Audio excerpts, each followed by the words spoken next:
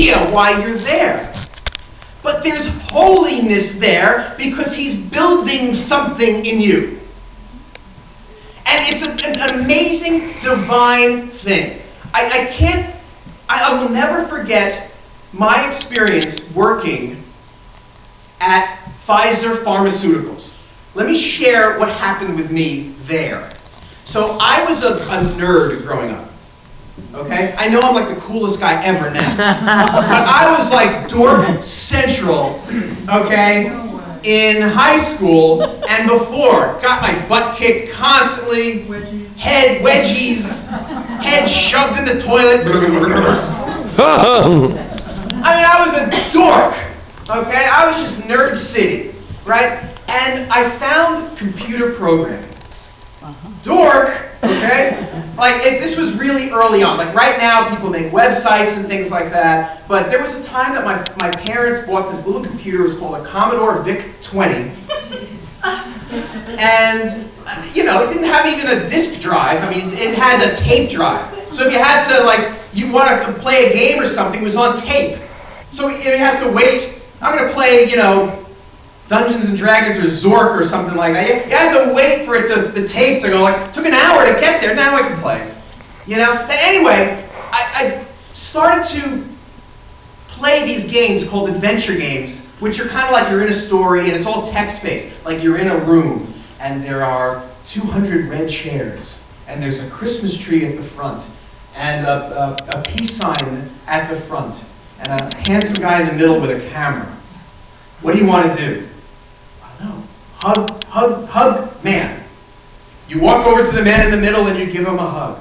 You feel something in his pocket. Look at pocket. He has glasses in his pocket. You know, so, and then you just kind of go through it, and you're going through the story, and you're eventually in this world. And I used to love those types of games, so I used to wonder, how do they make these things? So I figured out how to break into it, hack into it, because I was a dork, and I figured out how to code it, and it blew my mind. And I learned how to program computers. So I used to like go to the mall in New Jersey and write computer programs at Macy's and leave it for people on the screen, you know, and like it would have people go and enter in data about themselves. This is before anybody knew anything about privacy, you know, and then it would like pop up, loser, you're a loser, or, you know, I was a kid, all right, just stupid things, you know. But anyway, I learned how to be a really good computer programmer, and I got a job as a computer programmer. I was also an introvert to the max. So computer programming at a company was great for me because all I had to do was just kind of like lock myself in a room, you know, tell me what you need. Okay, the screen's got to do this button's got to do this, and you know, you click here and it goes here. No problem. I would go and code it. I didn't have to deal with anybody. It was just me and my computer, and it was really good for me. And I excelled in that. It was kind of like a natural gift. Then all of a sudden, my company gets bought out by Pfizer Pharmaceuticals of Viagra fame. And, yeah, that's right, I said it. And actually more Lipitor fame. But anyway, so now I'm working for Pfizer, and I find out that they don't hire computer programmers. They don't keep computer programmers like me on staff. Okay? Because they wound up outsourcing them, so they wound up paying folks in other countries like India who are doing it at much, much lower rates. So what do they do with me and all the other computer programmers? They put us into a function called Project Management and Business Analysis. What the heck is Project Management and Business Analysis? I had no training in it. I didn't even know what it was. And there I was, expected to function. I was at Pfizer 11 years. And 11 years, I struggled. I had no idea how to do this. I tried to learn, I tried to mimic what other people were doing, learn from them, but, you know, sometimes at the end of the year I get some fairly good reviews. Most years I got really bad reviews, and eventually they let me go. So now I'm at another company here. I work full-time. You don't know that. So I'm at Citizens Bank in their corporate office, and I got a job as a project manager, business analyst. And I am, it's all Adonai. It's all the Lord. I am excelling in this job in these divinely amazing ways. My boss, they couldn't be more pleased with me. Like, it's amazing what's happening. And I only share this because I had no idea what I was doing. But it was preparation for what I'm doing right now. So right then, the calling of mine was to be in this project management, but I had no gift of it at all. But through the experience of hell, absolute hell, having to work like 16-hour days, I remember being up, working and all through the night, and then we were supporting a user group that was in England, so they would come online in their morning, which was our 3 in the morning, and everything I did wasn't working, so they would call me. It was a nightmare. But all of that prepared me for what I'm doing right now, because I come into the job right now, and they were like, we need to do this, and all of a sudden I'm like, yeah, I know how to do that. I did that at Pfizer. Let me do that. And now we need to do this. I'm like, yeah, I know how to do that. And it was just amazing. I'm getting enormous favor there because I stuck it out in an area where the calling of the Lord was there, but my gifting wasn't there, and the Lord was building something. And that's what He does with all of us, okay? So wherever you are, the Lord is growing something. So stick it out. It is a divine thing to just be and be uncomfortable. And submit. These are all divine things. So stick it out. It's like going back to the baseball analogy, sometimes the worst baseball players make the best managers. Mm-hmm. Like they weren't so great. Like they knew the technicalities, but they just weren't so great. They were always hitting ninth, like their whole career. They were just okay. But the Lord was building something in there, and yeah, they had their the cleanup hitters and all these types of things that they had to look at, and they're like, man, I'm just batting ninth, and I can't get up in the lineup. All of a sudden they finally retire, and they go into management, and they realize that all of the stuff that they were learning as baseball players was helping them as a manager. They don't know how to hit the ball so well or whatever it is themselves, but they sure know how to teach somebody.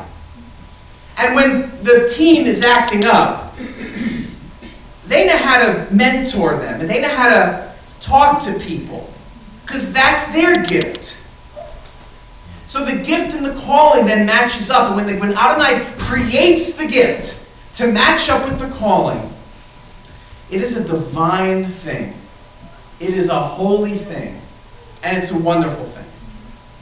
So wherever you are in this org chart, there is holiness of whatever it is you're doing. Whatever it is your function is, whatever you're doing, there is divinity, there is holiness to it. Own it as unto the Lord. If you're cleaning the toilets, clean it like it's unto the Lord. If you're vacuuming the floors, vacuum it as unto the Lord. There is divine holiness in that. Hallelujah! It's a beautiful, beautiful thing. So, at Mishkahn David, we have an org chart. I guess we have me as the rabbi, and we have a team of elders. And if people don't know who the elders are, it's Lou, it's Val, it's Stephanie, it's Dawn, it's Carol, it's Stan, it's Paul, it's Judy. And I don't think I'm missing anybody. No. Good. And we have some people that are serving in functions, like Michelle is the dance leader. But it's a pretty flat order, and that's about it. And we're evolving as a congregation. We're growing as a congregation, okay? I don't necessarily mean in numbers, I just mean in growth, in divine growth. Okay, I've been doing this thing for 2+ years. It says in the Torah that it takes 5 years for a tree to mature. Like the first 3 years, you can't even touch it. Then its 4th year is an offering, which means you just tithe from it and that's it. And then the 5th year, you can actually eat the fruit. So I've been doing this thing for 2+ years, so we're about halfway to maturity. Okay? That's reality. I think we're about halfway to maturity. But I believe that Adonai is doing something right now to kind of take our org chart, which is kind of me and the elders, and extend it a little bit. And let me just explain what's going on here. One thing I have no problem admitting as a rabbi is that I have no idea how to be a rabbi. I don't have a clue what I'm doing. Okay? I'm kind of learning it as I go, and I'm learning about myself as I go. And I come from two very different congregations. My congregation in New Jersey was a very beautifully structured congregation, and people served, and people came, and they did things, and if you were there for a bit of time, you were plugged in. Very easy to plug in, right? And there was a lot of structure. Then I come here with Rabbi Peter, and there was less structure, so much so that Rabbi Peter, I remember this, and Michelle, correct me if I'm wrong, before we had PowerPoint, we used to have overhead projectors, okay, with transparency paper. And Rabbi Peter, I believe for years, during the praise and worship, would go up and change during the song, mid-song. And Rabbi Peter loves to worship. He would jump around a lot, but he had to come down from that, go and change the transparency paper to the next song or the next part of the same song. Am I correct? And he did that for years until somebody came to him and said, I can do that. And he goes, oh, Baruch Hashem. Off you go. And that person was doing it. But he did not have that gift of saying, I need somebody to do this.